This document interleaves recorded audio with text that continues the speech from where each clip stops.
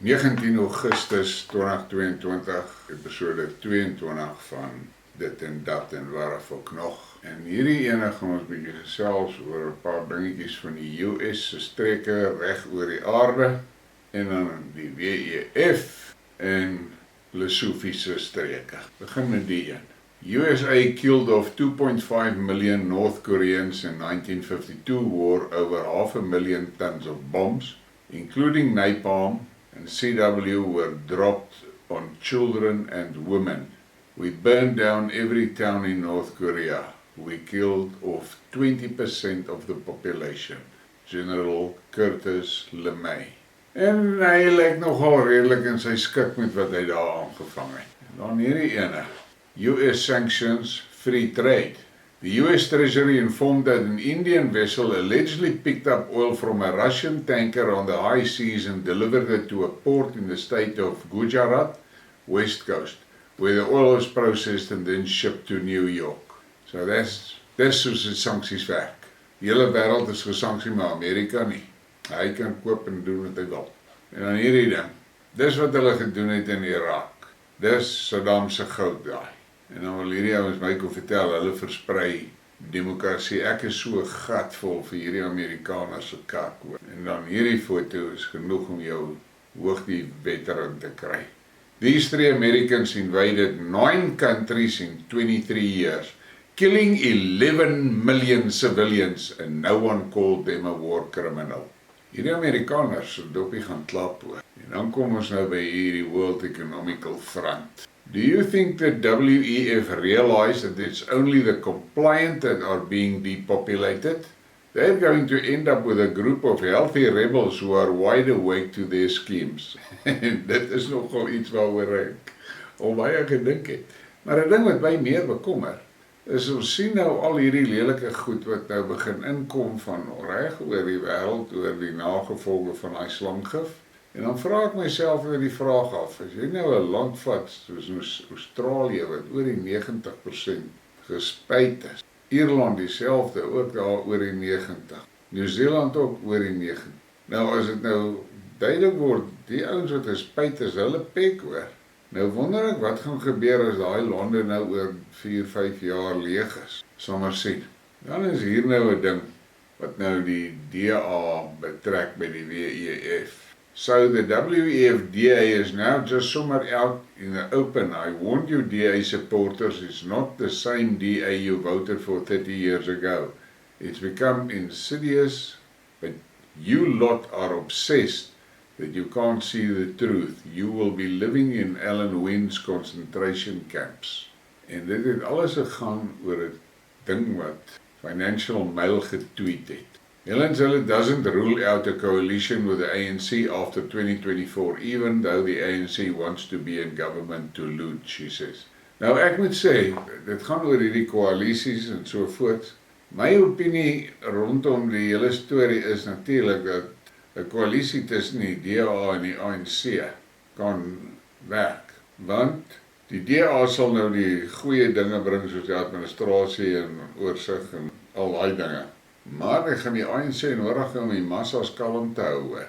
Want laat ek jou nou sê, as die ANC heeltemal uit die regering uitgeskuif word, gaan hierdie land onregeerbaar wees. Hulle sal seker maak dat chaos aan die orde van die dag is. En dan nou hierdie mannetjie. As ek daai gesiggie van hom sien, dan dink ek aan 'n tentpen. Jy wil die ding net in die grond in bliksem, dis al. WEF advisor Yuval Harari, we just don't need the vast majority of the population in today's world. En hulle sê dit oop en bloot, en niemand doen iets daaraan nie. En dan hierso, Canada announces digital identity program in partnership with WEF.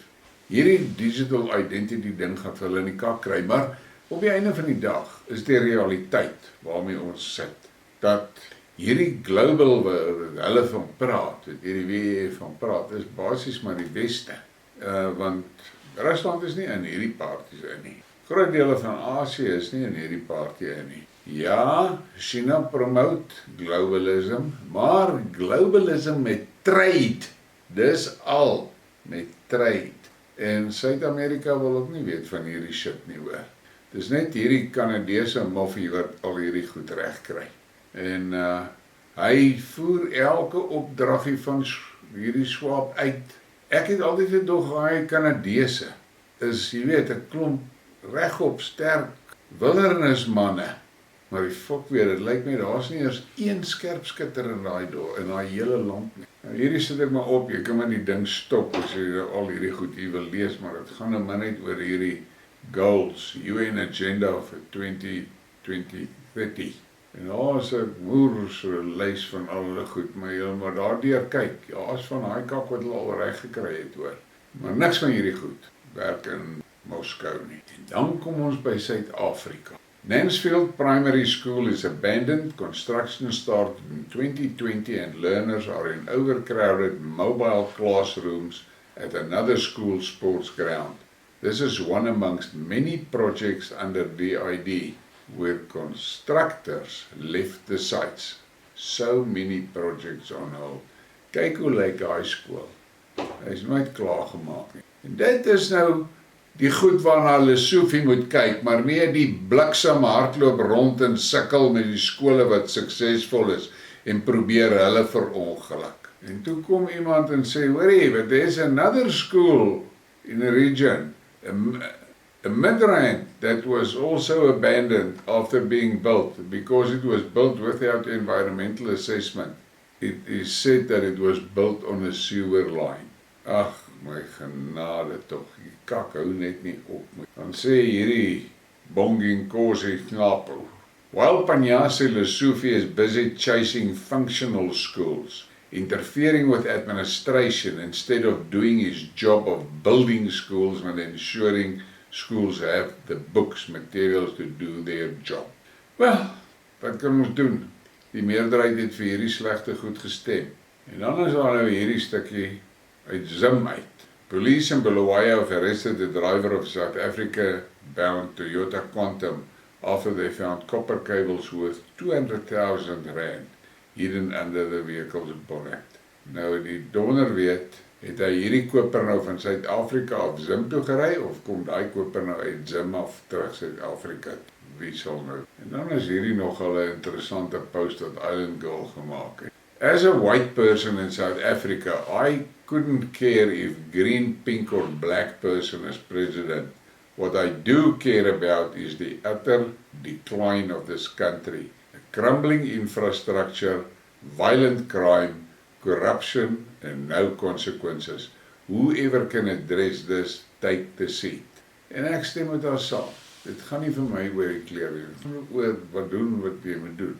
En kyk hoe Kapo Geitende daar in die sentrale Karoo. Hy is nou nie, jy weet, die toonbeeld van staatsmanskap en so nie. Maar yes, die ou kry goed reg. Hy kry goed gedoen. Hy doen sy job. En hy kyk, hoe kan hy die mense van sy streek se lewens verbeter? Nou hierdie storieetjie is nou 'n regtig hartseer verhaal. Ek gaan nou nie alles lees nie, ek sal hulle so een na die ander en jy kan hom maar stop as jy wil lees, maar dit begin met a friend of mine after 10 years of unemployment finally found a job. But now the problem starts and I think this affects a lot of people who have been unemployed for years. And you can imagine, 10 jaar werk te soek. She has no transport money. Since Monday, she has knocked everywhere, including loan sharks with no luck. Day 3 and she's still not at work. I feel so terrible that I can't help her, and this was her big break. She might lose her job and kids with no food. She has no parents. I even advise her to go to the clinic for a sick note. This isn't on. A lot of our sisters and brothers are going through the most. Isn't there a way we can talk to taxi associations to subsidize such till their first payday? I mean, she just needs to get to work till payday and the next month she'll be fine. Ja, dit is regtig. Ou lees die goed baie keer so raak en lees loop jy maar net by dit verby. Hoe is daai ou ding, daai ou gesegde, the struggle is real. En dan is Island Girl weer terug met hierdie koalisie storie. Seriously, any political parties in South Africa who actually really care raise South Africa's future? If so, You'd swallow your blasted ego, join forces simply to oust this current bunch in 24. Fight your own turf in the following one. En dit is waar. Ek sien van hierdie koalisies wat sê vir ruk hier en donder die goed uit mekaar uit en die meeste van die goed moer uit mekaar uit oor egos. Daai ouens is mos nou gestem, hulle het mos nou die stemme gekry, hulle het nou die posisies, maar nou moet hulle mos gaan en saamwerk en al hulle kak los en gaan doen hulle ding terwille van die omgewing, die dorp, die staat, die provinsie, whatever. Focus op dit, maar nee jong. Elke bliksem moet ons op sy eie kluit sit en sy eie song sing. En dan kom ons by hierdie shit. Electric vehicles are a necessary step in the right direction, but investments in passenger rail would be far more equitable and more effective in tackling climate change. The South African government is really fucked up here. En ek stem saam. As jy kyk na wat op ons stasies ingaan en die treinspore, ek het al oor dit gepraat in die Briekmerke en in die Skidmarks. Dis skrikwekkend wat hierdie ouens doen. En dit gebeur alles onder die waaksame oogies van die ANC. The destruction of the rail network was a deliberate strategy to provide a bigger market for the minibus taxi industry. Government knowingly allowed it. En ek glo dit wel. Kyk hoe hulle is gewetenloos hierdie bliksems hoor. Kyk hoe hulle die skole agteruit laat gaan, die hospitale agteruit laat gaan, die paaie agteruit laat gaan. Alles fok uit mekaar uit. Hierdie Suid-Afrika is nou al een groot warrefok. En dan kry ons nou hierdie. US Secretaries of State Blinken traveled to South Africa to convince them to cut ties with Russia and China. But Foreign Minister Naledi Pandor says her country won't be pushed around, and many in Africa have more faith in ties with BRICS countries and the West. En ek dink dit is waar. Ek is nogal bly dat die Naledi op haar punt gestaan het hier, maar kyk, na daai eerste blaps oor die Russiese stories, sal dit daar blykbaar oordentlik uitgekak. Sy nou solid op hierdie We Love Russia wagon. Ek like dit. The ANC collapsed Eskom, education, health, police, border control systems, municipalities, roads, etc. The ANC is full of corrupt and lazy people. We can't trust the ANC to fix South Africa. Hierdie ou is obviously warm hoor, en hy is nou ook gatvol. Maar dit is ten minste een ding wat vir my so 'n bietjie hoop gee. Jy sien oralsters tekens. Almal is gatvol hoor. En dan hierdie lys gaan ek nou regtig nie deurlees nie. Jy kan hom maar stop en kyk, maar dit is die stand en status van Suid-Afrika se weermag. Alles is opgefok, kyk daar. 0 of 26 Gripen fighters, 2 of 35 PC Pilatus, 3 of 24 Hawk advanced trainers, 0 of the 4 Lynx helicopters, 3 of the 30 Augusta helicopters, 4 of the 11 Rooivalk attack helicopters. 3 of those 4 is in die Congo. 17 of 39 Oryx helicopters. 1 of 6 C-130s. 0 of 3 frigates. The one that was until last week is now stuck in Pemba, Mozambique with technical problems. 0 of the 3 submarines are serviceable. Alles het uit mekaar uitgedonder en dan hierdie ANC 'n groot bek en al 'n man, hulle het nie meer fisiese beheer oor hierdie land nie. Dit is 'n feit. En dan hierdie ene kon eintlik maar 'n warrefok gewees het, maar ek dink die ouens van my generasie sal daai geel cortinas onthou hoor. En soos hierdie ou daar sê, truth right here. These cortinas used to deliver PK's. En dit is waar. Goeie ou dae, ek onthou hierdie geel cortinas. En dan kom ons by die warrefak. Hierdie is 'n lekker warrefak. Kyk maar na die prentjie, gebruik jou verbeelding en dan sê jy, warrefak, hoekom kry ek nie so blokkade op my oggendtrippie na die werk toe? Definitely strange. I'm at below 50 kilometers an hour and nobody is passing as. Very weird. En dan sê daai katjie, it must be because of the radar cameras. Glad nie oor daai sterre nie, my man. Dit moet die radar kameras wees. Nou ja, baie nooit, kap hy like, kap hy subscribe, share hierdie ding. Dankie vir julle support. Hoop hulle kry jy so motorbike op jou pad maandag kantoor toe.